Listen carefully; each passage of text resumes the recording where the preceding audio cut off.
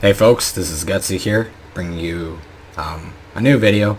This one will be on how to play Offlane Clinkz, or Gutsy's Way Clinkz, sometimes also known as the 2-on-2 Clinkz, because you play him usually with the support hero in your lane.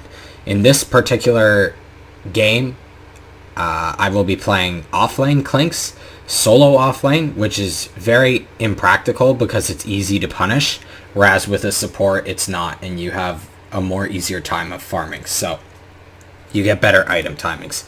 You can put this Clinkz as carry also, but it's better in the offlane because people don't really consider it. Like, they aren't worried about it, and that's what makes it the most lethal, because you put it in the offlane thinking that it's like a suicidal lane, like it's just a hero we put there to soak some EXP kind of thing. But with the new 2-on-2 meta, this is really powerful, and it's a new thing. I saw it in a pub, and I kind of invented it in terms of how to make it more effective.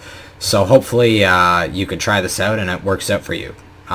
Key notes about this strategy: it's greedy. It's super greedy. So if you don't know how to abuse aggro to last hit very well, like if you have trouble last hitting, and if you also have trouble staying alive in lanes, because this one could easily be punished if the opponents know how to lock you down and take you out, then it's not going to be as successful as you want. So I advise you need to be at least 4k and above to try this, and at that point it's super greedy, so you're less likely to try it out because you have to be greedy to make it work, which means that if it does get punished, you will fall behind and you will be a detriment to your team. With that being said, let's get started on how it works. So as I mentioned, you're going to be last hitting, you're also going to be harassing. In this scenario, I harass Slark and Rubik very well. My last hits suffer for it, but it keeps them out of the lane so that I could get the EXP I need to scale faster. But the main thing that sets this Gutsy Clinkz apart from any other Clinkz is that you are naked rushing an Orchid, as you see in my quick buy over there. So, as stupid as that sounds, I'll show you exactly why you're naked rushing it. My inventory has quite a bit of regen, and then I've got a very greedy stat build so that I don't screw up my last hits. You can go a little more defensive if you know how to last hit very well, but in this case I do miss a lot of last hits and stuff because it was just practice in a normal game. And yeah, so I'm just going to show you a little clip of me harassing the opponents here, just to show you just how effective it is at zoning out two people. Eventually they get dust and sentries, and they kill me the odd time. As you can see here, they're trying to keep me out, but they get very low in doing so. So you're very good at zoning out people. Clinkz naturally does that, which could help you establish your last hits. If you have had a CM here, for example, like this is just free last hits in this kind of a lane, and you're also prohibiting their enemy carry from farming effectively.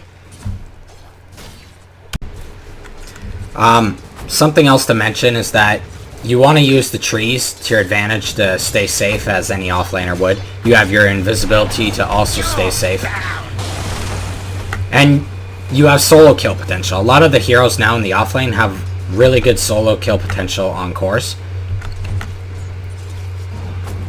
so it forces the support to stay in the lane with them at all times. Otherwise you're just going to overrun and take it. My items to start, as you can see for the Orchid, I get the Sage masks first because the mana regen is pretty godly, which gives you unlimited searing arrows. I max searing arrows, and then I'm going to max strafe after, leaving just 1 point in windwalk. You can maybe do a 2 max 2 build where you have 2 points in strafe, 2 in windwalk, just so you move around a little faster. But ideally you want the strafe because the purpose is to get your Orchid, sneak up on people in Viz, usually supports, and burst them very quickly and get out, whether that's through TP or another windwalk. A strength to this build is that you can jungle thanks to your ult. I guess not the build itself, but the hero. You could jungle with your ult, so if you ever do get forced out of lane, you're like an Axe, you're like an LC. You just go to the jungle, you farm some creeps. Doesn't affect your mana, doesn't affect your HP. The ideal timing you want to get your Orchid at will be 10 minutes. But anything between 10 and 15, I get it around 15, as you see with this video, because I died twice, and I also had difficulty getting last hits in the lane. Technical difficulties. Now right here, I'm going to show you a very key mistake with this build. As you can see, I've picked up my Orchid now. There's no boots, there's no nothing. I got my strafe and my searing arrows maxed. But the biggest mistake I have here is that I do not have a creep on me. It shows that I do, but I don't. It's just a bug, as it shows Slahsers silence too. But I do not have a creep eaten at the moment. It hasn't lasted. And this is the biggest mistake you can make with this build, because on tanky cores like this, on a support it's fine, early game at the 15-minute mark, but on a core like Slark, you have to eat a creep in order to kill him with the Orchid solo kill. I'm going to show you this mistake just so that you learn and remember from this that you cannot kill cores without eating a creep prior. So do not even attempt to do it. You could kill supports if they're not super tanky like an ogre, but you will not kill a core. So let's watch. Ooh. Radiant's top tower's in bad shape. And you see right there, it didn't work. Time is money. Now right here is going to be an instance of a support kill and a retreat to show you the effectiveness of this build even when around a bunch of heroes. So I'm going to go in. My goal is to look for a support. I find one. I know there's 3 people here, but I know that they don't have enough control to deal with me. So I silence the Rubik. The minute CM stun is done, I teleport out, because the Rubik dies from the Orchid proc, and there's nothing else there to stop me from getting stunned and dying. Here comes another kill on a tanky core. I have my boots now. That's the next item you want to be building. Treads usually. You could build an Aquila if you want to. And then it starts to get into big items. Big items, you're looking for Deso. Should be your next one. If control's an issue, grab that sheep instead first. And if that's not an issue, let's say you're getting stun locked all the time, grab a BKB. Those are your 4 core items. I'm going to teleport out again because I realized that they have no stun control for me. And another successful gank.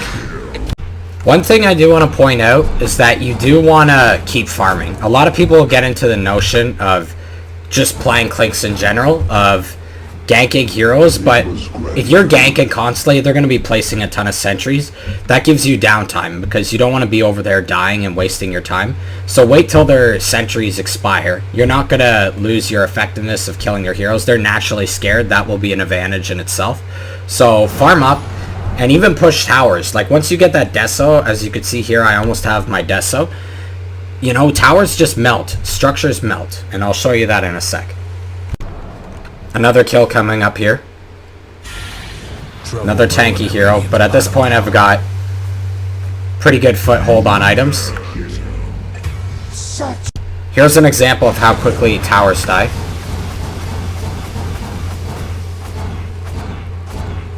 Or shrines for that matter. The Radiant's top. And towers dying. Radiant's mid tower ain't doing so good. This is just regular Clinkz at this point, it's not the strategy. But as you can see, I'm building the sheep stick next because I don't need to worry about stuns. We've got way too big of a lead, so BKB isn't needed.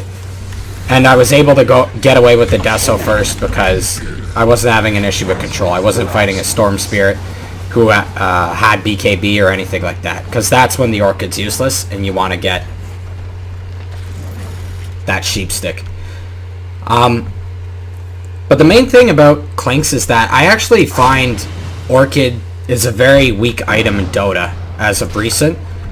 Not like super weak that it needs a buff, but weak enough that there's better items to pretty much always go. In some cases, like if I play just regular Clinkz, I would actually go a sheep stick over the Orchid. Or I would just never do Orchid at all. I'd go like Deso, Solar Crest, not Solar Crest, Medallion, something like that.